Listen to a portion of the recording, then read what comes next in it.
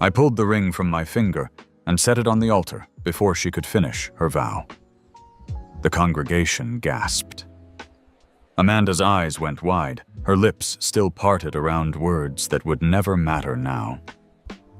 My hand had moved to that gold necklace at her throat the moment I'd seen it during our first look an hour ago. The delicate chain with the small sapphire pendant that Daniel had given her 3 years back. She'd promised me 6 months ago she'd gotten rid of everything from that relationship. She'd looked me in the eyes and sworn it. "Kevin, what are you—" she started. "I'm done," I said, my voice steady and clear enough for the front rows to hear. "Enjoy your day." I turned and walked down the aisle. My older brother James stood from his seat as best man, confusion written across his face, but I shook my head once. He'd understand later. My mother reached for my arm as I passed, but I kept moving. 200 guests sat in stunned silence as I pushed through the chapel doors into the bright June afternoon. My phone was already out by the time I reached the parking lot. I called my best friend Ryan. "Get everyone out of the reception hall," I said. "Cancel everything. I'll cover the costs." "What happened?" "She wore his necklace. I'm out." "Jesus, okay, I'm on it." I drove to the apartment we'd shared for 2 years. The lease was in my name. I'd paid the deposit, first and last month's rent. Amanda had moved in after 6 months of dating, and I'd never asked her to contribute equally because she was working on her master's degree. I'd supported that dream. I'd supported every dream she'd mentioned. It took me 40 minutes to pack her belongings into the suitcases and boxes I'd stored in our basement. Clothes, shoes, toiletries, books, her laptop, her jewelry box. All of it went into neat containers that I stacked by the door. I worked mechanically, feeling nothing. The betrayal had numbed me beyond anger. My phone buzzed constantly. Amanda, calling, texting, my mother, her mother, friends, relatives. I ignored them all until Ryan called. "Reception's cleared," he said. "Your mom paid the vendors directly before anyone could leave. She said to tell you she's proud of you. Thanks for handling it." "Where are you?" "Home, packing her stuff." "Need help?" "No. I need you to change the locks tomorrow morning. Can you do that?" "I'll be there at 8. By 6 p.m., Amanda's entire life with me sat in 14 boxes and 3 suitcases by the apartment door.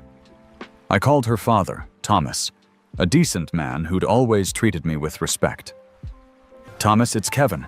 Amanda's belongings are packed. You can pick them up anytime after 7 tonight. I'll leave them in the lobby." "Kevin, please, let's talk about this. Amanda is devastated. She made a mistake." "She made a choice. The necklace wasn't a mistake. It was a statement. I'm not interested in understanding it." "That's not fair to—" "I'll leave her things in the lobby." "Goodbye, Thomas." I hauled everything down to the building's entrance and went back upstairs. Then I changed every password on every shared account, removed her access to my credit cards, and drafted a clear email to our mutual friends explaining that our engagement was over, the wedding was canceled, and I requested privacy while I moved forward with my life. Ryan arrived the next morning as promised. By 10 a.m., we'd changed the locks, and I'd begun the process of reclaiming my space. That afternoon, I drove to my parents' house. My mother hugged me at the door. "I'm so sorry, sweetheart." "Don't be. I dodged something worse down the line." My father sat in his study, and I joined him there.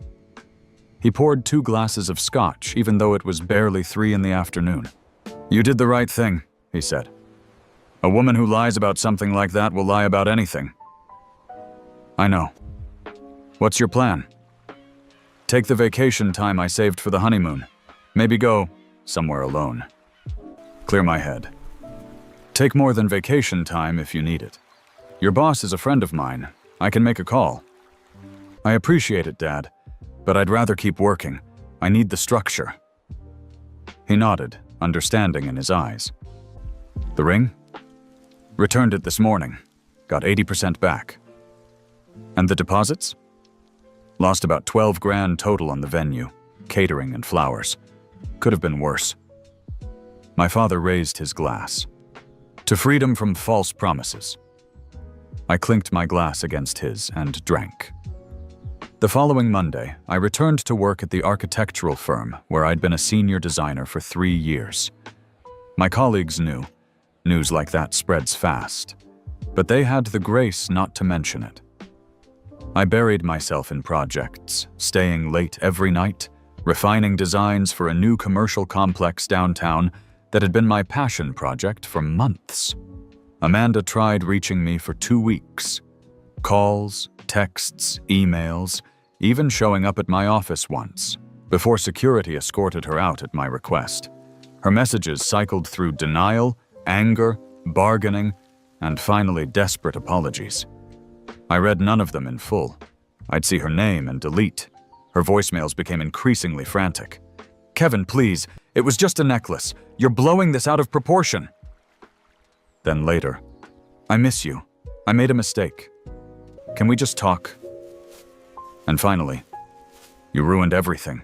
You humiliated me in front of everyone. How could you do this to me?" I saved none of them. Each deletion was a small act of reclamation. Then James called me one evening. "She's telling people you overreacted, that the necklace was just jewelry, that you're controlling and couldn't handle her having a past." I laughed, a sound without humor. "Let her tell people whatever she wants. Anyone who knows me knows the truth. Her bridesmaids are backing her version online. They're saying you humiliated her." I ended a false commitment before it became a legal entanglement. That's not humiliation. That's clarity. "I'm with you, brother. Just thought you should know what's being said." I appreciate it, but I'm not defending myself. The people who matter know the real story. But the social media campaign against me intensified. Amanda's friends posted carefully worded messages about toxic masculinity and men who can't handle independent women. They painted me as controlling, jealous, unstable. For 3 days, my phone exploded with messages from people I barely knew, demanding explanations. I posted once, a simple statement. I walked away from dishonesty. That's the only explanation I owe anyone. Then I muted the conversation and went back to my life. Within a week, the tide turned. Amanda's maid of honor, Jessica, had apparently grown a conscience. She posted a lengthy explanation about how Amanda had been meeting Daniel for months, how she'd initially planned to wear the necklace hidden under her dress, how she'd confessed to being confused about her feelings right up until the wedding day. Jessica apologized for initially defending Amanda and admitted she'd been wrong. 2 other bridesmaids confirmed the story. The narrative collapsed. Amanda deleted all her social media accounts within 24 hours. 3 weeks after the wedding that wasn't, I got a call from an old colleague, Victoria, who'd moved to Seattle 2 years earlier to start her own firm. We'd worked together on several award-winning projects and had maintained a friendly professional relationship. "Kevin, I heard what happened. I'm sorry." "Thanks, Victoria. Listen, I'm calling because I have a proposition. I'm expanding the firm and need a design director. The pay is 40% more than what you're making now. Full benefits and equity after 2 years. I want someone I trust, someone brilliant. That's you." I sat back in my chair, processing. "Seattle? Brand new start, brand new city. Think about it." I thought about it for approximately 10 seconds. "When do you need an answer?" "Take a week." "I don't need a week, yes." Victoria laughed. "Just like that?" "Just like that. When do I start?" "How's 6 weeks from now?" "Perfect." I gave my notice the next day. My boss, Richard, called me into his office. He was a pragmatic man in his 50s who'd built the firm from nothing. "I can't say I'm surprised," he said. "You've been restless since you came back. It's not the work. The work has been my anchor." "I know, but sometimes an anchor keeps you in place when you need to sail. Victoria's firm is excellent. You'll do well there." "Thank you, Richard, for everything. Just promise me one thing. When you design your first major building in Seattle, put a little plaque somewhere with our firm's name on it, a nod to where you started." "Deal." I spent the next month transitioning my projects and training my replacement, a sharp young designer named Melissa, who'd been with the firm for a year.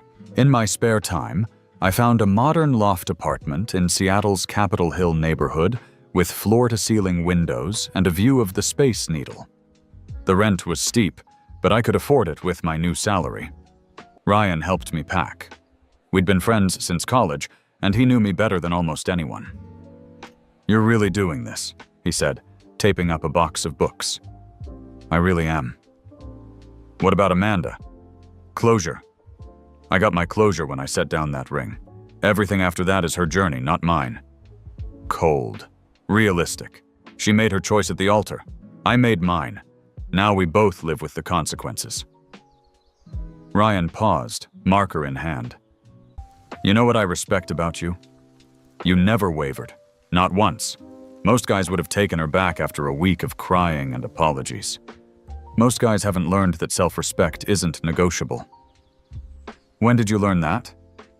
"I thought back to my parents' marriage, my father's quiet dignity, my mother's unwavering standards. I've always known it. Amanda was the first time I had to prove it." The night before I left, my family took me to dinner at the Italian restaurant where we'd celebrated every major milestone for the past 20 years. My younger sister Emily had been mostly quiet about the whole situation, but as we ate, she said, "I never liked her, you know." "Emily," my mother warned. "No, let her speak," I said. Emily leaned forward. She always talked about her ex. Always. Little comments about places he took her, things he said. "I told you once, remember? You said I was being oversensitive." I did remember. 8 months into the relationship, Emily had pulled me aside at Thanksgiving and warned me that Amanda seemed stuck in the past. I'd dismissed it as sibling protectiveness. "You were right. I'm glad you walked away. You deserve someone who's actually chosen you." James raised his glass. "To new beginnings and better judgment." We all drank to that. In Seattle, I thrived in ways I hadn't anticipated. Victoria's firm was everything she'd promised. Creative freedom, challenging projects, colleagues who were passionate about innovative design. My first major project was redesigning the interior flow of a historic building being converted into mixed-use space. I spent weeks studying the original architecture, finding ways to honor the past while creating something functional for the future. The irony wasn't lost on me. I also started running. Every morning at 6, I'd run along the waterfront, watching the city wake up. The physical exertion cleared my mind in ways nothing else could. I lost 15 pounds in 3 months, gained clarity, and found peace in the rhythm of my feet against pavement. By October, I'd settled into a routine that felt sustainable and fulfilling. Work challenged me, the city energized me, and my personal life was refreshingly uncomplicated. I'd made friends through running clubs and professional organizations, people who knew nothing about my past except what I chose to share. Then I started hearing updates about Amanda through the inevitable social network grapevine. She'd moved back in with her parents. She'd dropped out of her master's program, citing stress and depression. She'd been fired from her part-time job at a consulting firm after too many absences. My mother called to tell me that Amanda's mother had reached out, asking if there was any chance of reconciliation.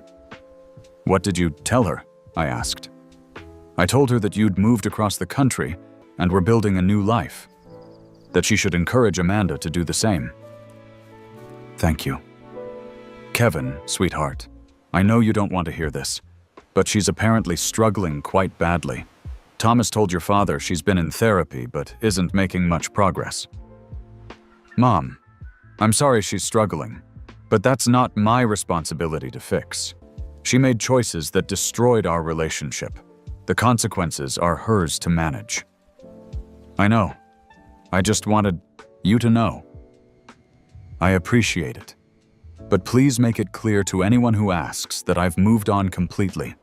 No reconciliation, no closure conversations, no coffee meetings. That chapter is closed. 6 months after leaving, I went on my first date since Amanda. Her name was Rachel, a landscape architect I'd met at a sustainable design symposium. She was intelligent, funny, and refreshingly direct. When I told her about the wedding on our second date, she'd simply nodded and said, "You did what you had to do. I respect that." We dated casually for a few months. It wasn't serious, neither of us was looking for that. But it reminded me that connection didn't have to come with betrayal.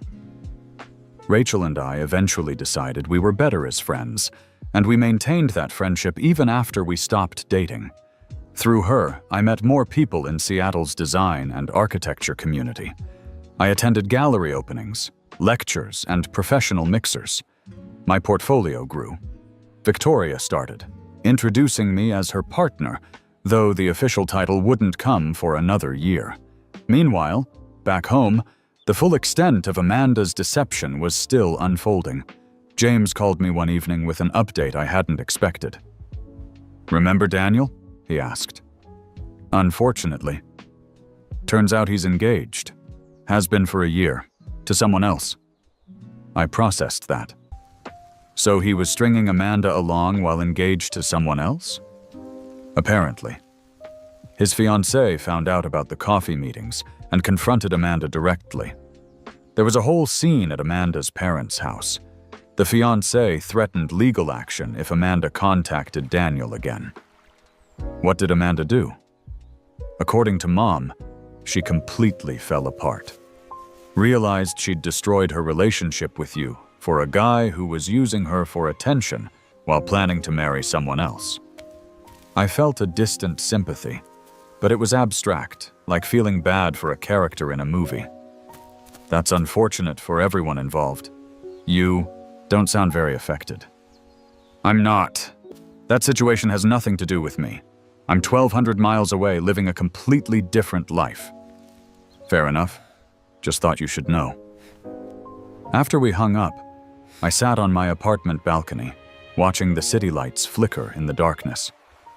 I tried to summon some feeling about the news, satisfaction, vindication, even pity.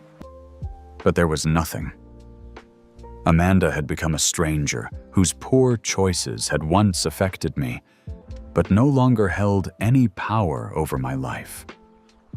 That realization was freeing. In December, nearly 7 months after leaving, I flew home for Christmas. It was my first time back since moving. The city looked smaller somehow, the familiar streets narrower than I remembered. At my parents' house, the family gathered, James with his wife and their new baby, Emily with her fiancé, cousins and aunts and uncles, who all carefully avoided mentioning Amanda until my Uncle Richard, 3 drinks in, asked the question everyone wanted to ask. "You ever regret walking away?" "Not once," I said honestly.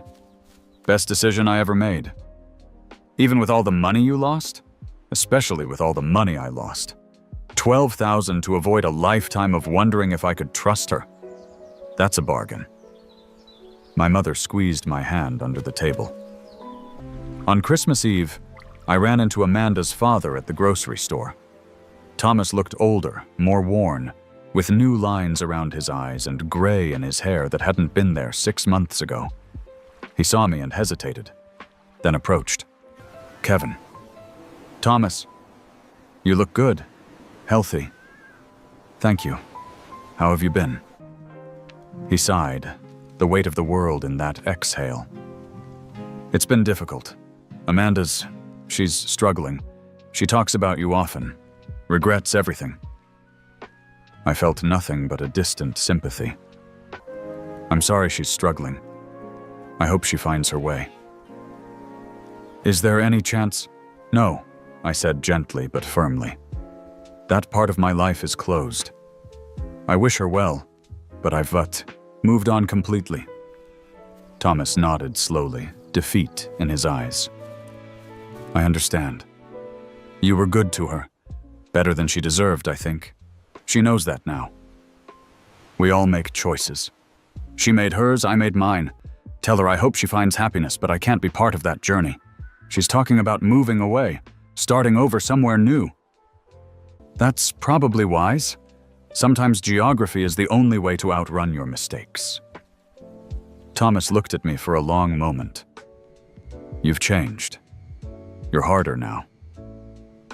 Not harder. Clearer. There's a difference. I walked away feeling lighter, the last thread of connection finally severed.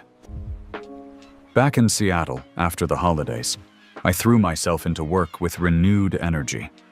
Victoria had secured a contract to design a new performing arts center, and she'd given me lead on the project. It was the kind of opportunity architects dream about. A blank slate, a substantial budget, and a client who valued innovation. I spent January sketching concepts, building models, revising plans. The center would blend natural elements with modern technology, creating spaces that felt both intimate and grand. It was ambitious, maybe too ambitious, but Victoria believed in the vision. This is going to make your career, she said, reviewing my latest renderings. This is the kind of project people remember. In February, Rachel introduced me to her friend Claire at a gallery opening featuring architectural photography. Claire was the photographer whose work was being displayed. Stunning black and white images of buildings in decay, beauty in abandonment.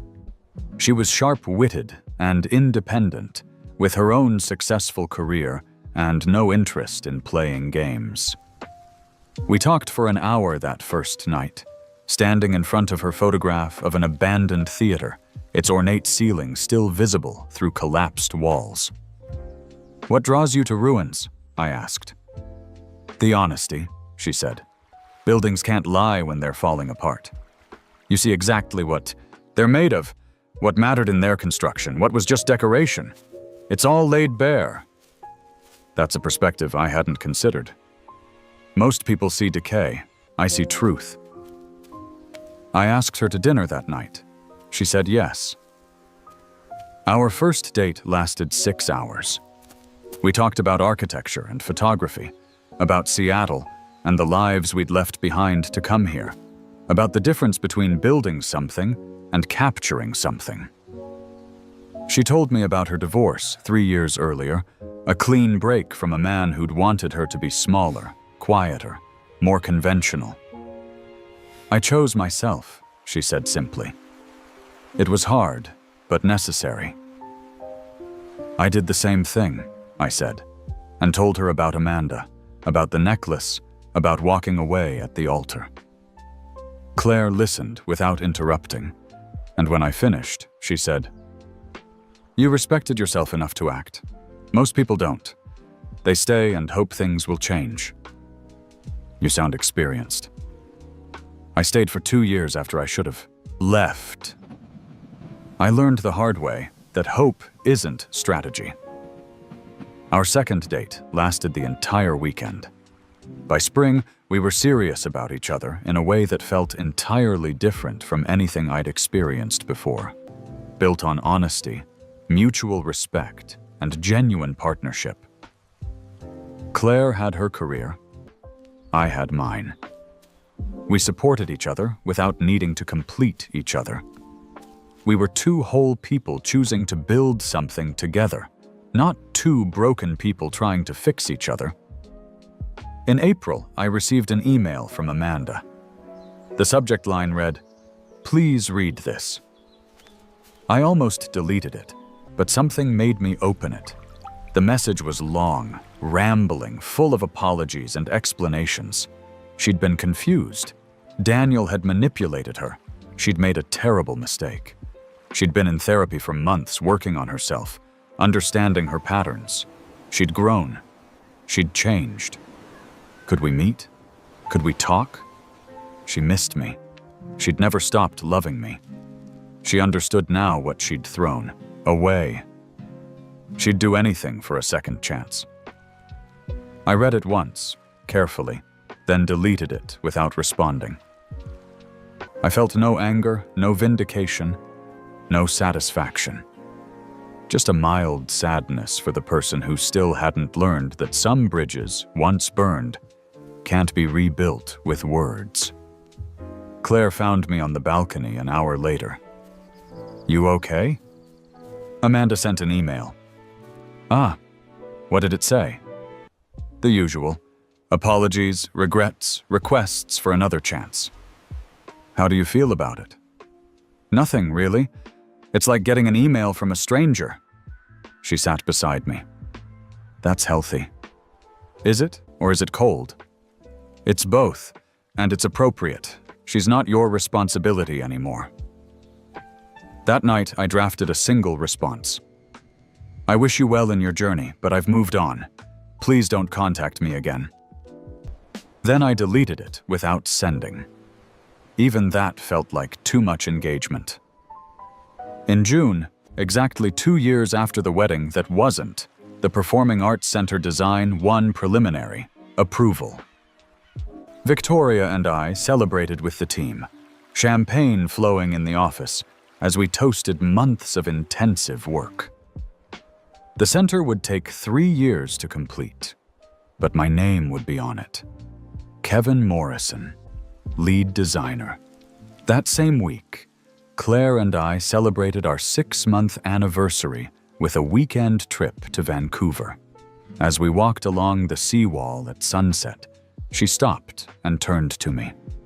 "I love you," she said, "and I want you to know that I'm all in. No ghosts, no exes, no divided loyalties. Just us." I pulled her close. "I love you too, and I'm all in." That night I posted a photo of us together on social media, my first personal post in 2 years. We were laughing, the sunset behind us, happiness evident in every pixel. I tagged it with a simple caption: "Here's to choosing right." Within an hour, I had dozens of likes and comments. Friends from Seattle, colleagues, family members, old friends from home, all expressing joy for my happiness. I scrolled through, them smiling, until I saw that Amanda had liked the photo. Then, a minute later, she'd unliked it. James texted me. "She saw your post. Mom said she called her mother crying. Said you looked happier than you ever did with her." I didn't respond to James. Instead, I turned off my phone and returned my full attention to Claire, to the life we were building, to the future that stretched ahead, without shadows. 3 months later, Victoria officially offered me a full partnership in the firm. The paperwork was signed in September, 2 years and 3 months after I'd arrived in Seattle, with nothing but boxes and a determination to rebuild. Claire's photography career continued to flourish. She'd landed a contract with a major architectural magazine to document sustainable buildings across the Pacific Northwest, which meant we sometimes traveled together for work. Her photographing spaces I'd helped design for other firms earlier in my career. We moved in together that fall to a house in the Fremont neighborhood with a yard, a studio for her work, and a home office for mine. It was the first house I'd ever bought, and signing those papers felt like a declaration of permanence in this new life. I was 32 years old. I was a partner in a successful firm. I was in a relationship built on truth. I had friends who valued integrity and family who supported my choices. I ran marathons. I traveled. I created designs that would stand for generations. Sometimes, late at night, I'd think about that moment at the altar. my hand moving to pull off the ring, the gasps, Amanda's stunned face. In another life, I might have ignored the necklace. I might have convinced myself it meant nothing. I might have married her despite the warning sign blazing in sapphire at her throat. That version of Kevin would have spent years wondering, questioning, slowly corroding under the weight of broken trust. He'd have stayed late at work to avoid going home. He'd have checked her, phone, doubted every explanation, lived in a prison of suspicion.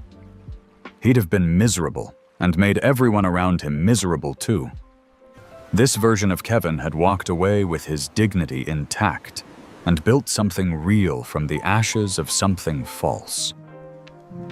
The last I heard about Amanda through my mother, she'd moved to Portland to start fresh. She'd finally completed her master's degree online. She was working for a non-profit focused on mental health awareness. She was, according to reports, doing okay. She'd cut her hair short, changed her style, was trying to become someone new. I hoped that was true. I bore her no ill will, but I also felt no connection to her story anymore. She was a chapter I'd closed decisively, and every page since had been better for it. On a Saturday morning in October, Claire and I hiked to a lookout point above Seattle. The city sprawled below us, the water glittering in the distance, mountains rising beyond. She was photographing the landscape, and I was watching her work, marveling at how life could shift so completely in such a short time. "What are you thinking about?" she asked, camera still raised. "Choices," I said, "and consequences." Heavy thoughts for a beautiful morning. "No, actually. I'm thinking about how the best thing that ever happened to me was recognizing when something was wrong and having the courage to walk away from it immediately." She lowered her camera and looked at me. "That wasn't courage, Kevin. That was self-respect. Maybe they're the same thing. Maybe they are." She took my hand, and we stood there together. Two people who'd both learned that loving someone means choosing them completely, and being chosen completely in return. No divided hearts, no lingering ghosts, no sapphire necklaces hiding beneath wedding dresses. Just clarity, honesty, and the future we were building together, one conscious choice at a time. In November, Claire and I went home for Thanksgiving. At dinner, surrounded by both our families, mine and hers, now blending into something larger, my father stood to give a toast. 3 years ago, my son faced a moment that would have broken many men. Instead, it forged him. He chose himself when it would have been easier to choose comfort. He walked away when it would have been simpler to stay. And in doing so, he found something most people spend their whole lives searching for: genuine partnership built on mutual respect and absolute honesty. To Kevin and Claire, and to the courage it takes to demand what you deserve. Everyone raised their glasses. I caught my mother's eye across the table, and she smiled, tears visible in her eyes. Later that night, Claire and I walked through my childhood neighborhood. The streets were quiet, leaves rustling in the November wind. "Your family really loves you," she said. "They do. They also respect that I respect myself. That's important. My family took years to understand why I left my marriage. They kept saying marriage is hard and you have to work at it, as if I hadn't been working, as if staying would have been the brave choice. People who've never walked away from something toxic don't understand that sometimes leaving is the hardest thing you can do, but also the most necessary." We walked in comfortable silence for a while, and then she said, "I want you to know something. When you told me about walking away at the altar, about seeing that necklace, and just knowing, that's when I knew I could trust you completely. Because a man who'll choose himself over a comfortable lie will never make me question where I stand. You'll never have to question it. I know. In December, Ryan visited for a long weekend. We hadn't seen each other in over a year, and I'd missed my best friend's perspective on life. We sat in my new living room, drinking beer and catching up. "You seem different," he said. "Settled in a way you never were before." "I am settled. I'm exactly where I'm supposed to be." "What about Amanda? Do you ever wonder?" "No." "Not even a little?" "Not even a little. That life wasn't real, Ryan. It was built on something fundamentally dishonest. This life, what I have now, this is real." "You never told me exactly what made you so certain. I mean, yeah, the necklace was wrong, but people wear jewelry from exes sometimes. What made you so sure?" I'd never explained it fully, not even to Ryan. It wasn't just the necklace. It was everything that necklace represented. She'd promised me she'd cut all ties with him. That promise meant something to me. It meant she'd chosen our future over her past. When I saw that necklace on our wedding day, of all days, I knew she'd been lying. And if she could lie about something that concrete, she could lie about anything. Most guys would have confronted her, asked for an explanation. What explanation would have been good enough? The only thing that matters is that she broke her word about something important. Everything else is just noise. Ryan nodded slowly. "I get it now. It really wasn't about jealousy or control. It never was. It was about trust. And without that, nothing else matters." Later that year, Claire and I got engaged. The proposal was simple. No grand gestures, no public displays, just the two of us on a quiet evening at home. After dinner, when I'd simply asked, "Will you marry me?" And she'd said yes without hesitation. We planned a small ceremony for the following summer, immediate family only, in a garden overlooking Puget Sound. No elaborate reception, no 200 guests, no opportunities for drama. Just the people who mattered most, witnessing something real. My mother cried when I told her. "I'm so happy for you, sweetheart. This is how it should be." "It is," I agreed. "I need to tell you something," she said. "Amanda's mother called me last month.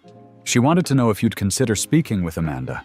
She's apparently doing much better and wanted closure." "What did you say?" "I told her that you'd found closure years ago, and that her daughter needed to find hers without you. I hope that was okay." "It was perfect. Thank you for protecting my boundaries. That's what family does." The night before our wedding, I sat on the porch of the venue with my father, sharing another glass of scotch as we had 3 years earlier. "Proud of you, son," he said. "You rebuilt well." "I didn't rebuild," I corrected. "I built something new. Something better." He smiled. "Even better. You know, I never told you this, but I was worried after the wedding fell apart. Not that you couldn't handle it, but that it might make you cynical, might make you stop believing in partnership." It did the opposite. It taught me what real partnership requires. Trust, honesty, respect. Claire and I have that.